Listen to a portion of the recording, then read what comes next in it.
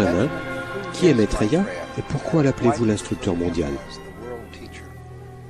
Maitreya est le leader d'un groupe d'individus hautement évolués qu'on appelle maître de sagesse ou seigneur de compassion.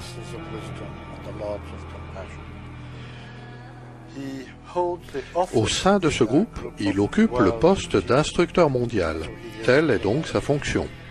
Chaque ère astrologique a son propre instructeur.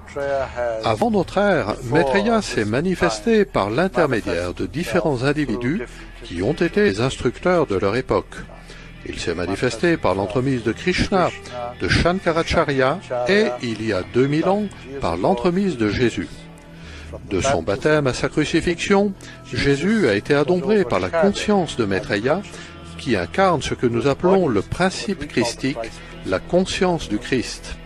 Il est si pur, si avancé en évolution, qu'il peut réellement incarner en son être un principe divin, le principe de l'amour, qui est également le principe de la conscience et de l'évolution elle-même.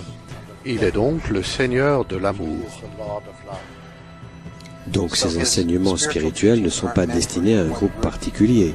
Ils sont destinés à tout le monde, à l'ensemble de l'humanité. Maitreya ne vient pas en tant qu'instructeur religieux, bien que toutes les religions l'attendent sous un nom ou un autre. Les chrétiens l'attendent en tant que Christ.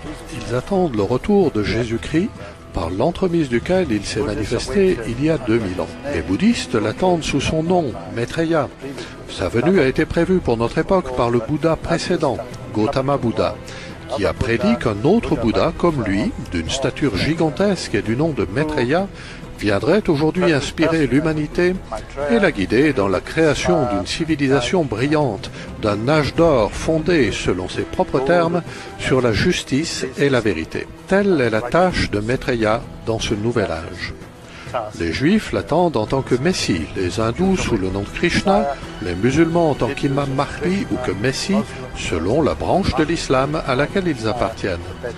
Il s'agit là de noms différents pour un seul et même individu, celui qui est à la tête de notre hiérarchie spirituelle. And I doubt if it's news to many of you that this is also a highly constructed occult Masonic symbol.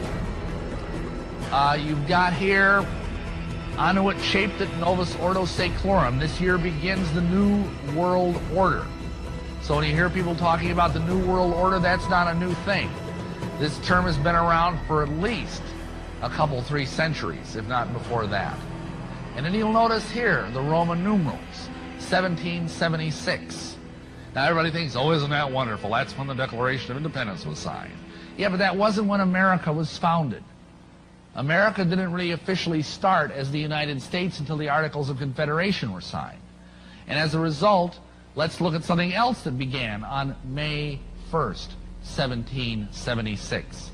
That's a high satanic holiday called Beltane. And that is the beginning of the Illuminati. That is what was started, a new world order, in 1776.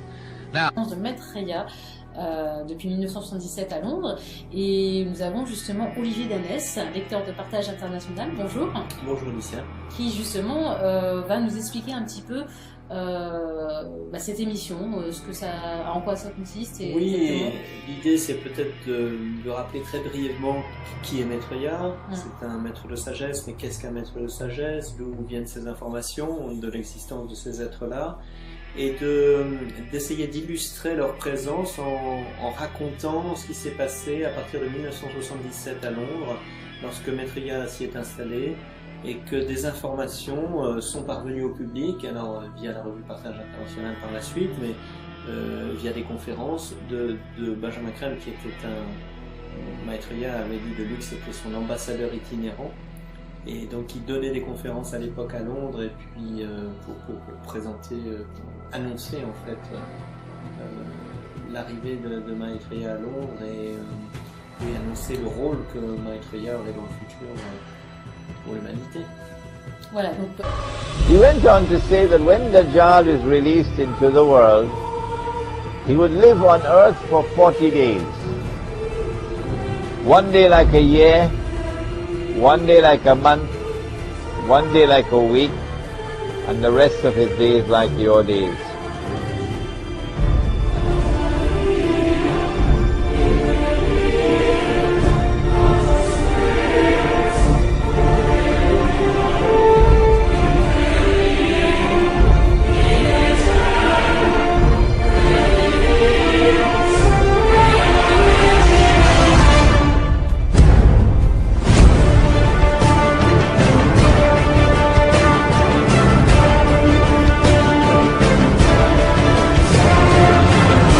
Dajjal was in a day which is like a year, Britain was his headquarters.